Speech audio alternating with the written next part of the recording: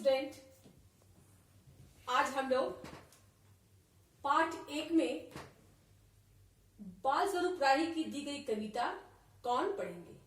सबसे पहले आज हम लोग कविता का सस्वर वाचन करेंगे। कविता इस प्रकार है।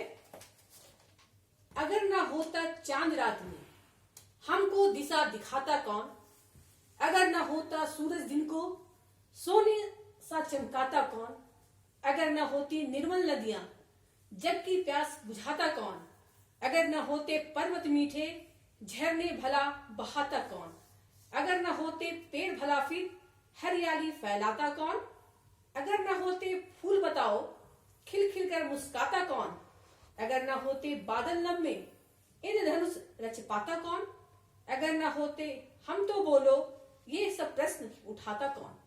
तो बाल स्वरूप राही ने इस कविता में के माध्यम से बताया है कि जिस प्रकार हम लोग अपने आराम के लिए प्रयास करते हैं तो प्रकृति भी वैसा ही करती है।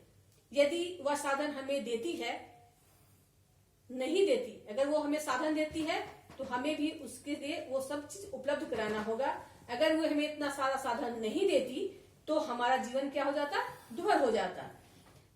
प्रकृति ने हमें बहुत कुछ दिया है, धरती दी है, नदियां दी है, पेड़ पौधे सभी तो प्रकृति के ही अंग है। प्रकृति से हमें इतना कुछ दिया है तो हमें भी प्रकृति के लिए कुछ करना चाहिए। प्रकृति ने हमें क्या क्या दिया है ये कविता के भावार्थ में हम लोग जानेंगे। अगर ना होता चांद रात में, अगर ये चांद नहीं होता तो हमें दिशा मतलब क्या होता है, दिशा मतलब रास्ता, तो हमें रास्ता कौन दिखाता। अगर ना होता सूरज, तो सूरज नहीं होता तो हमें दिन का पता ही नहीं चलता। अगर न होती निर्मल नदियां तो जग की प्यास बुझाता कौन, अगर ये निर्मल नदियां नहीं होती तो जग ये संसार की प्यास को कौन बुझाता। अगर न होते पर्वत मीठे, अगर ये पर्वत नहीं होता तो मीठे झरने का भला कौन बहाता। तो अगर न होते पेड़ भला, अगर हमारे आसपास हमारी प्रकृति में बड़े बड़े वृक्ष पेड़ पौधे नहीं होते तो हमें ये हरियाली कैसे मिलती, और ये फूल जो हमारी खूबसूरती बढ़ाती है, हमारे आसपास का वातावरण को खूबसूरत बनाता है, उससे हम लोग मुस्कुराना कैसे सीखते। अगर ना होते बादल नभ में, ये बादल जो है, अगर नभ मतलब क्या होता है, आकाश, अगर ये आकाश में ये बादल नहीं होते तो इंद्रधनुष को ये कैसे रच पाता, इंद्रधनुष को हम लोग कैसे देख पाते। अगर ना होते हम, और अगर इस जग में हम ही नहीं होते तो ये प्रश्न उठाने वाला कौन होता। तो इस प्रकार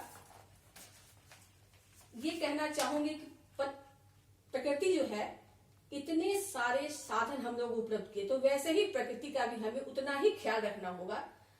सबसे पहले हमें धरती को साफ सुथरा रखना होगा, प्लास्टिक का प्रयोग नहीं करना होगा, नदी के पानी में गंदगी नहीं डालनी होगी, पेड़ों को नहीं काटना चाहिए। ये सब अगर हम लोग नहीं करें, प्रकृति का अगर हम लोग ख्याल रखें तो प्रकृति भी हमें उतना ही साधन उपलब्ध कराएगी और प्रकृति और मानव का सामंजस्य स्थापित हो पाएगा।